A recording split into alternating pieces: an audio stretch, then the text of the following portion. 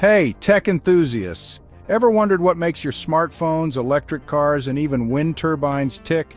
It's time to dive into the world of rare earth elements, often dubbed the 21 century gold. So, what the hell are rare earth elements? They're a group of 17 metallic elements found in the periodic table.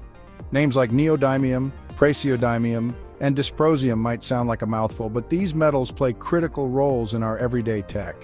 Think ultra-strong magnets, vibrant screens, and efficient electric motors. Let's rewind to the early 1960s. The US was the heavyweight champion of the rare earth industry. Companies like Molycorp were at the forefront, with California's Mountain Pass mine supplying a major chunk of the world's demand. But then, things changed.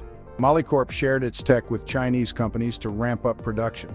Instead of just playing along, China took those blueprints and ran with them, building processing plants all over the country. By the late 80s, China had not only caught up, but had overtaken the US in rare earth refining. Fast forward to today, and China has a stranglehold on the market. They produce around 60 to 70% of the world's mined rare earths and control about 90% of the processing. Talk about a power move. This dominance gives China significant leverage in global trade. Whenever trade tensions flare up, China can restrict rare earth exports, sending shockwaves through tech industries worldwide. But the US isn't sitting idle. Since recognizing its heavy dependence on China, the US has been ramping up efforts to revive its domestic rare earths industry. The Mountain Pass mine reopened in 2018 under MP Materials, and there are government subsidies and investment deals to boost local production.